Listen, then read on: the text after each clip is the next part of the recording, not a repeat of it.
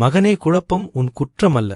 என் பக்தனே, உன் மனம் குழம்பி நிற்பது உன் பலவீனமல்ல. நீ உண்மையை தேடுகிறாய் என்பதன் அடையாளம் அது. மன தெளிவு இல்லாத நேரம் மனிதன் வளரப்போகும் நேரம். அதனால் உன்னை நீ தாழ்த்திக் கொள்ளாதே. அவசர முடிவு வேண்டாம். என் வேலின் முன் நின்று பார். நான் வேகத்தால் அல்ல, தெளிவால்தான் அசுரனை வென்றேன்.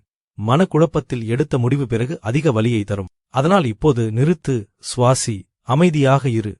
அமைதி வந்த பிறகே பதில் வரும். நான் உன்னிடம் சத்தமாக பேச மாட்டேன். உன் மனம் அமைதியான போது தான் என் வழிகாட்டல் உனக்கு கேட்கும். முருகன் வழிகத்தல் அல்ல, உள்ளமைதி. எல்லா கேள்விக்கும் இப்போ பதில் வேண்டாம். சில கேள்விகள் பதில் பெற காலம் தேவைப்படும். இப்போ தெளிவு இல்லாததற்காக உன்னை நீ தண்டிக்காதே. நாளை தெளிவு வரும். நீ தனியாக இல்லை. உன் குழப்பமான மனத்திலேயே நான் இருக்கிறேன். நீ திணறும்போது, தீர்வு தெரியாத போது, அந்த நிமிஷங்களில்தான் முருகன் உன் அருகில் நிற்கிறார்.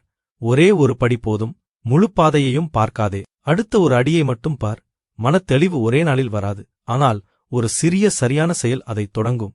பயத்தையும் குழப்பத்தையும் ஒப்புக்கொள். என் பக்தனே, உன் பயத்தை மறைக்காதே. அதை என்னிடம் வைத்துவிடு. முருகன் உன்னை தைரியமாக நடிக்கச் சொல்லவில்லை, உண்மையாக இருக்கச் சொல்கிறார். உன் மனம் சோர்ந்தால் என் நாமம் போதும். வேல் வேல் என்று சொல்லும்போது உன் மனம் மெதுவாக ஒரே கோட்டில் வரும். மந்திரமல்ல இது, மன ஒழுங்கு. தெளிவு வந்தால் உடனே செயல். தெளிவு வந்தபின் தாமதிக்காதே. அந்த நேரமே நான் திறந்த வாசல். சிறிய தெளிவு வந்தாலும் அதை செயலாக மாற்று. அதுவே வளர்ச்சி. முடிவான முருகன் அறிவுரை: உன் மனம் இப்போது தெளிவில்லையெனில் அது உன் வாழ்க்கை தவறான பாதையில் இல்லை, அது சரியான பாதையை தேடி நிற்கிறது.